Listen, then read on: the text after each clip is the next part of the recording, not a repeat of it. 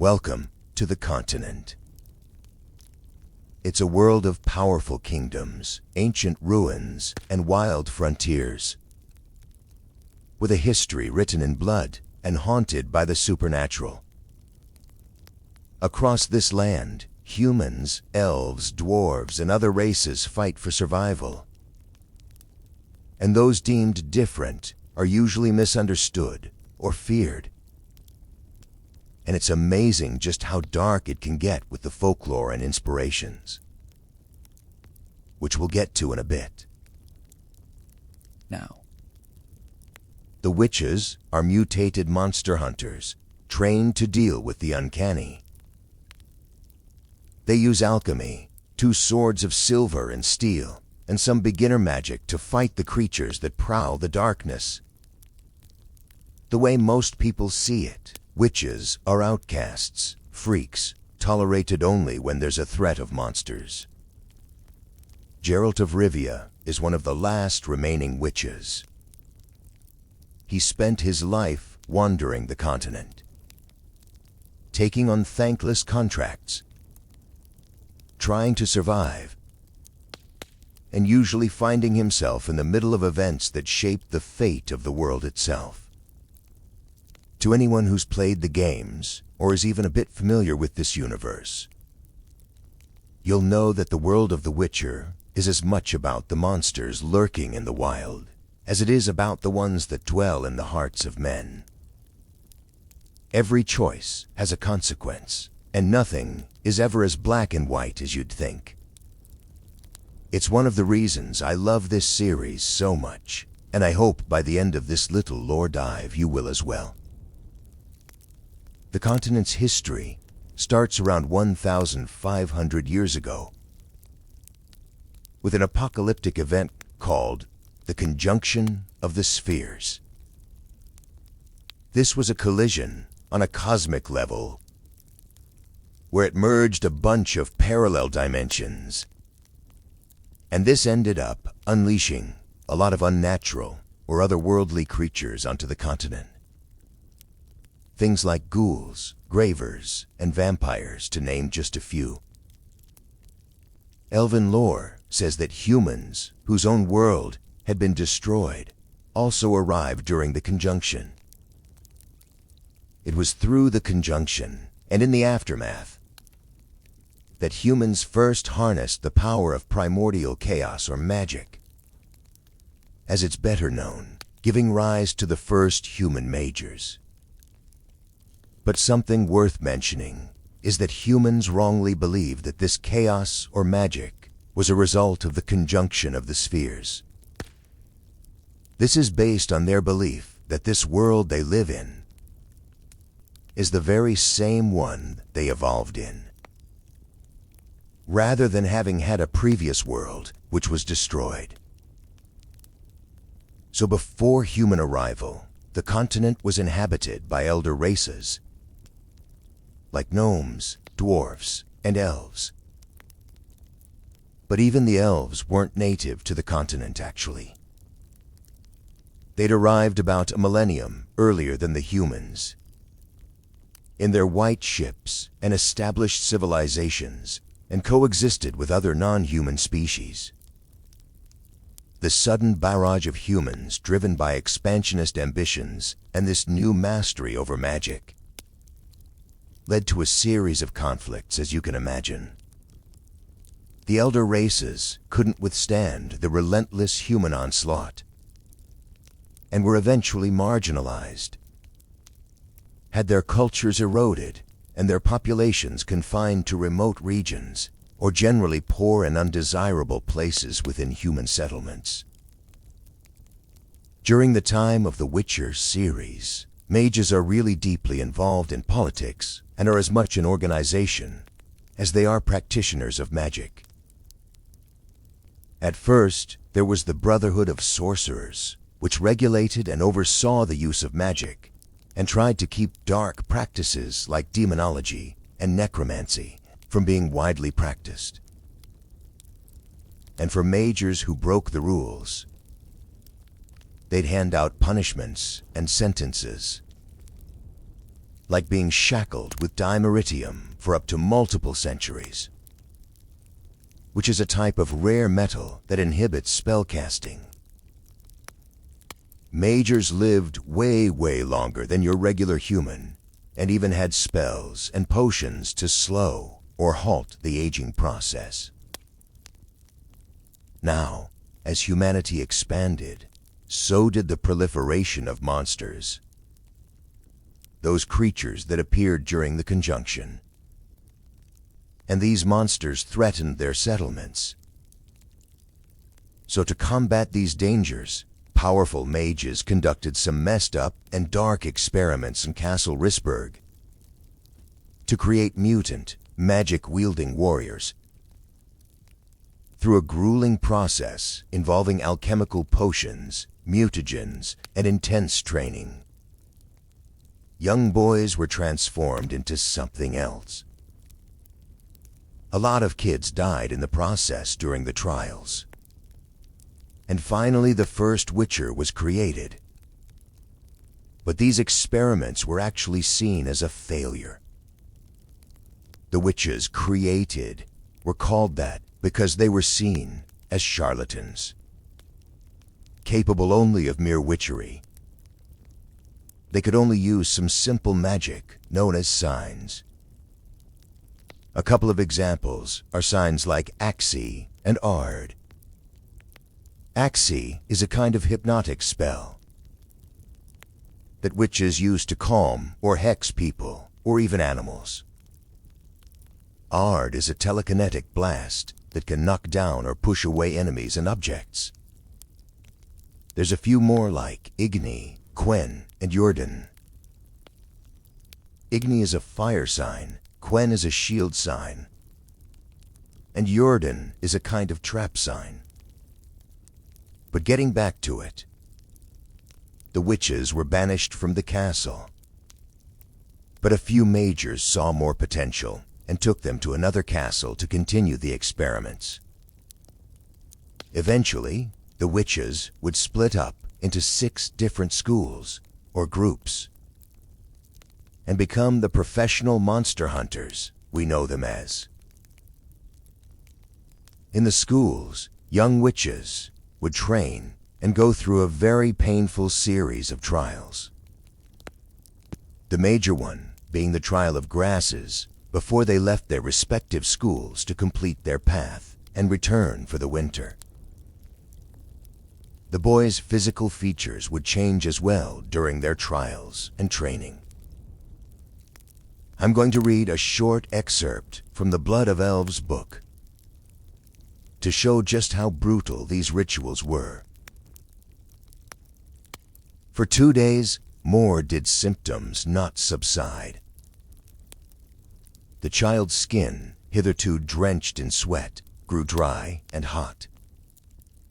The pulse ceased to be full and firm, albeit remaining of average strength. Slow rather than fast. No more did he wake, nor did he scream. Finally came the 7th day. The male awoke and opened his eyes, and his eyes were those of a viper. Geralt himself is a member of the School of the Wolf. The other schools are also named after animals like the cat, the viper, griffin, manticore, and so on. But back to the majors. So this brotherhood of sorcerers lasted a while, until a coup led by a mage called Philippa Eilhart led to the magical barrier around the island they lived on being taken down, and a slaughter between the mages. A non-human rebel group called the Scoia'tael, and human soldiers. The Brotherhood was dissolved and replaced by the Lodge of Sorceresses. The lodge was made up of only female mages, and the sorceresses saw men as incapable of handling matters related to magic and the governance of it. Philippa Eilhart, the de facto leader of this new guild, said, An utterly new, secret organization should be founded which will exclusively serve matters of magic, which will do everything to prevent cataclysm. For if magic were to perish, our world would perish with it. Another one of the initial members of the Lodge is Triss Merigold, an important character in the world of The Witcher and in Geralt's story. And then, of course, there's Yennefer of Vengerberg, who joined later, although unwillingly. This is because she and the Lodge didn't exactly see eye to eye, especially when it came to Ciri, who you can think of as Geralt and Yennefer's adopted daughter for now. Ciri is easily the most interesting and probably the most important character in the entire series. And not to go on a tangent, but knowing she's the main character in the next Witcher game is pretty much what prompted me to make this video, since I'm super excited about that. But anyways, before we go into more detail about Ciri, let's just talk a bit about the state of the continent and the political powers at play. Since they're a huge part of the book series and the games, the continent is divided into several regions, with the Northern Kingdoms and the Nilfgaardian Empire being the most important ones. The Northern Kingdoms are made up of realms like Temeria, Redania, Cadwin, and Aedirn. They're usually caught up in political intrigue, alliances, and wars. But to the south lies the Nilfgaardian Empire. It's an exceptionally powerful realm, known for its military prowess and efficiency.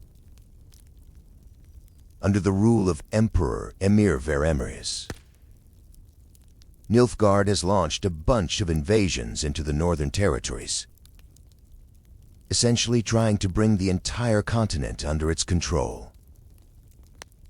The political back and forth could warrant its own several videos, so I'll spare us the deeper details for now. But it's still worth knowing the bigger picture when you're trying to wrap your head around this world and the cultures. The humans aren't the only ones with political agendas, though. Remember the elder races we talked about and their oppression at the hands of the humans? Well, some of them created their own faction called the Scoia'tael that I mentioned briefly earlier. These non-human guerrilla fighters emerged in response to the systemic discrimination by human societies in the Northern Kingdoms. Many non-humans saw the Scoia'tael as a means to resist and reclaim their dignity. They operate in commando units and engage in acts of sabotage, ambushes, and raids, mostly targeting human settlements and supply lines. Their tactics have led to their classification as both freedom fighters and terrorists, depending on perspective, I guess. And perspective is a massive part of the story. There's this big focus on Geralt being a neutral party, or at least the impression of it. In a short story that explains how he got the nickname, the Butcher of Blaviken, he says this: "Evil is evil. Lesser, greater, middling, it's all the same. Proportions are negotiated, boundaries blurred. I'm not a pious hermit. I haven't done only good in my life. But if I'm to choose between one evil and another, then I prefer not to choose at all." But this couldn't be further from the truth, really. Geralt, for all the non-humanity the witches are treated with, is a very humanized character. Whether it's the games or the books, he's always caught between sides and having to choose. When it comes to the Scoia'tael and the humans, the politics between the North and South, or even the monsters he hunts. He's always discovering that it's nearly impossible to be impartial in a morally gray world. One of the things that makes Geralt so human is his relationship to Ciri. So let's talk about her. Cirilla Fiona Ellen Rhiannon, or just Ciri, was born to Princess Pavetta and the Nilfgaardian Emperor, Emhyr var Emreis, who was going by the alias Dunny at the time. She's also the granddaughter of Queen Calanthe of Cintra, so she's really a princess through and through. But her lineage is not just noble, it's also prophetic. You see, Ciri is a child of the Elder Blood. Without overwhelming you with detail, essentially, she descends from the line of a really powerful elven sorceress and mage called Lara Dorren, who fell in love with a human mage after the conjunction of the spheres. This Elder Blood endows her with extraordinary abilities, like the power to traverse time and space. Naturally, this makes her a very sought-after individual by many of the factions and supernatural forces across the continent. In the world of The Witcher, there's an ancient custom which basically fills in as a way for destiny to intervene, called the Law of Surprise. It's a strange tradition where someone saves another person's life and asks for a reward. But instead of gold or land, the reward is something the person doesn't yet know they have, something that will surprise them. This custom is the reason Geralt becomes tied to Ciri. To understand how Ciri becomes part of Geralt's life, we have to go back to her parents.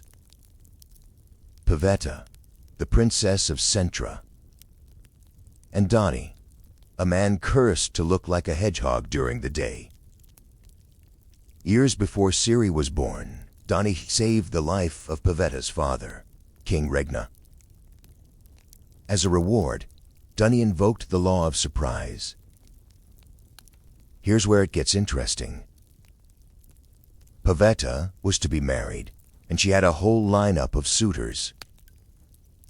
Donny presented himself and invoked the Law of Surprise from when he'd saved the king, saying that Princess Pavetta was his since before her birth. Now obviously, her mother, Queen Calanthe, didn't want her daughter marrying some cursed stranger. But Pavetta loved Donny, and they'd actually started seeing each other secretly about a year earlier. And so, during a royal feast, she revealed her magical abilities to protect him from her mother's wrath.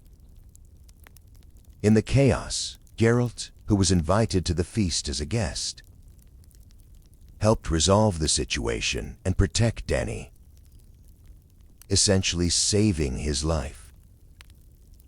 Donny's curse was lifted when Pavetta defended him, and the couple was allowed to marry. In his gratitude, Donny offered Geralt a reward of his choice. Geralt, being Geralt, invoked the Law of Surprise as a joke, not thinking much of it. But there was a twist. Pavetta was already pregnant with Ciri, though no one knew it at the time. By invoking the Law of Surprise, Geralt unknowingly tied himself to their unborn child, who would later become his child of destiny. Fast forward a few years, and tragedy strikes. The Nilfgaardian Empire invades the kingdom of Cintra, leaving Queen Calanthe to defend her people. Ciri, now a young girl and heir to the throne, is caught in the chaos. Calanthe tries to keep her hidden and safe, even as her kingdom falls. At this point, Geralt is wandering the continent, doing what witches do. He had originally refused to claim Ciri as his child of destiny. After invoking the Law of Surprise, even though he'd encountered her multiple times throughout her childhood by chance. But fate doesn't care about what he wants. He runs into Ciri during her escape and realizes that this is the child bound to him by destiny. So finally, he accepts it and takes her to Kaer Morhen, the fortress of the witches. He and the rest of the witches don't really know what to do, so they just train her as a witcher, like them. She does the same drills and training they'd go through. And they even give her some special herbs that accelerate the physical progression as a witcher. And Geralt, who had always seen himself as a sort of lone wolf, becomes her adoptive father, essentially. He truly comes to see her as his daughter, and he'll go to any lengths to keep her safe. Throughout her life and journey, she also meets characters like Triss and Yennefer, who play super important roles in her development and training as well. Ciri's story is a long one, and at some point it splits between the books and the game canon, so that would be a whole separate topic I could explore. But now let's shift gears to talk about the folklore and some of the monsters that Geralt comes up against, since that's easily one of the coolest aspects. What I really like about the creatures in The Witcher is they feel so unique. They're not just there as fodder or for killing.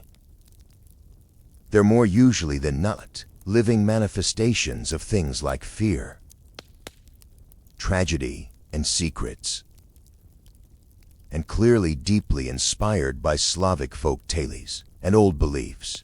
Every time Geralt encounters them, it feels like actually stepping into some forgotten myth. And contracts that look like a pretty basic monster killing on the surface end up revealing something about the townsfolk and their history. Take the Leshen, for example. I'm going to read some of the official descriptions and lore, since nothing I say could describe them better. At the heart of the forest lies a secret. In a place born of darkness and primeval nature resides a mighty and terrifying guardian. Immune to human steel, it is believed the Leshen is nature's way of protecting the forest and the animals that live within it from the threat humans started to pose upon their ravaging expansion deeper into the lands. In some areas of the world, these creatures form the center of local cults. Peasants living near their woods make offerings to them, usually of hares and birds, though human blood is not unheard of. This fact has given rise to many legends about helpful Lycans chasing game towards hunters, helping lost travelers find their way in the forest, or saving them from bandits. Sadly, these tales do not have an ounce of truth in them. Leshens see men only as sources of energy on which to feed. They will drain the life force of those who live nearby until only limpid husks remain. In terms of how they look, it's really quite scary. They're these really tall humanoid-looking things with tree-like limbs. Their head is that of a deer skull with big antlers. And in pagan Slavic mythology, a Leshy is a shape-shifting deity of the forest, typically associated with evil. Another monster is the Striga, a human woman that's transformed into a hulking monster by a curse. In old Polish legends, a Striga is a female demon that's a bit vampiric in nature. And actually, the roots of it go back to Rome and Greece, but that's beyond the scope of this. In The Witcher, though, based on the main concrete example we have, it seems like Strigas are created when a child is cursed in the womb, transforming them into feral creatures. Geralt's battle with the Striga is easily one of his most famous encounters. The Striga, revealed to be Princess Ada, was cursed due to her father's incestuous relationship with her mother, who she was named after. There's a quest item, a journal belonging to a man called Ostrate, who was apparently in love with Ada, which gives us some insight into how exactly she was cursed. It reads the following: I curse you, Voltist, and hope you rot amidst worms in hell. I curse your incestuous deeds. Your sister Ada deserved better. I implore destiny to render the child born of your lechery as monstrous as you. If the witch spoke truly, you will soon taste my vengeance. I need only prepare the ingredients and utter the words thrice. Some say that not even the words are necessary, that hatred alone suffices. Know that my hatred is fierce. Breaking the curse requires Geralt to survive a night in the crypt where she dwells. When I get to the chapter readings in a bit, you'll find out the full story and how it ends. One of the most unsettling creatures, though, and honestly, probably my favorite, are the Crowns, also known as the Ladies of the Wood. Although I'm pretty sure these are just in the game. I don't remember reading about them at any point in the books. The Crowns are 3 witches who live in the swamp in Velen. And they look really repulsive, actually. But that just adds to their mystery and how interesting they are. The in-game bestiary entry for them reads, the isolated corners of our world harbor creatures older than humans, older than academies and majors, older even than elves and dwarves. The Crangs of Crookback Bog are such creatures. No one knows their true names, nor what breed of monstrosity they in fact are. Common folk have given these 3 sisters the names Weevis, Brewis, and Wispus, and call the threesome the Ladies of the Wood, or simply the Good Ladies. The Crowns act as the true sovereigns of Velen, whose inhabitants they help survive through harsh times in return for unquestioning obedience. They wield powerful magic, but one different from that of mages. They draw power from water and earth, and are bound to the land in which they live. The Croins can hear everything that happens in their woods, predict the future, twist the threads of human lives, and bring blessings as well as curses. Ciri and Geralt both end up crossing paths with them in The Witcher 3, and it's easily one of the most interesting quests I've played in any game ever. In speaking about a real-world inspiration, it would be the Barbara Yaga from Slavic mythology, and also the 3 weird sisters in Macbeth. But I'd go as far as to say that they also remind me a lot of the Norns from Norse mythology, and their whole role when it comes to weaving threads of fate, with them being the sort of ultimate power, stronger than gods, since even gods are subject to fate. But it's not just creepy European folklore. There's also a lot of influence from the classic fairy tales you can think of. There's a short story in The Last Wish that maybe I'll get to read in full next time, where the entire setup of it feels very Beauty and the Beast, but obviously with a typical Witcher twist. But anyways, in that story, there's a monster called a Bruxa, which is a kind of vampire.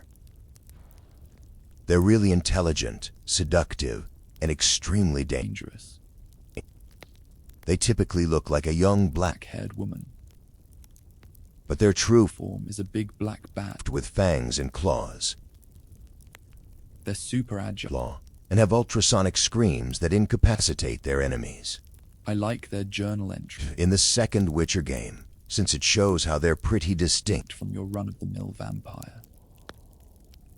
The bestiary reads, the Bruxa is a higher vampire that is a post-conjunction creature, an intruder in our world. She appears as a beautiful woman, but when she is hungry or attacking, she is terrifying. As a vampire, the Bruxa drinks blood. She often finds a victim to become her lover, and a constant supply of sustenance at the same time. The Bruxa finds the smell of garlic to be socially inconvenient at most, and she considers holy symbols to be interesting examples of handicraft. She endures the light of the sun well, but she prefers the darkness of the night. Now let's get to some reading. I struggled a bit to find a chapter that captures the essence of a Witcher, that really showcases everything I mention.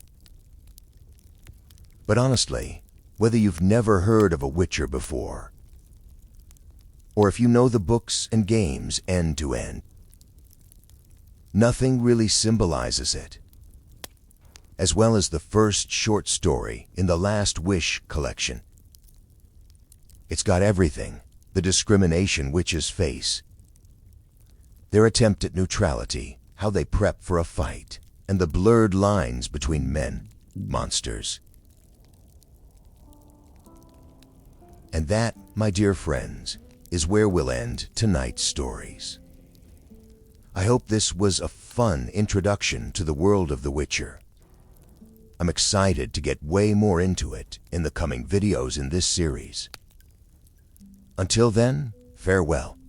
Be safe and sweet dreams.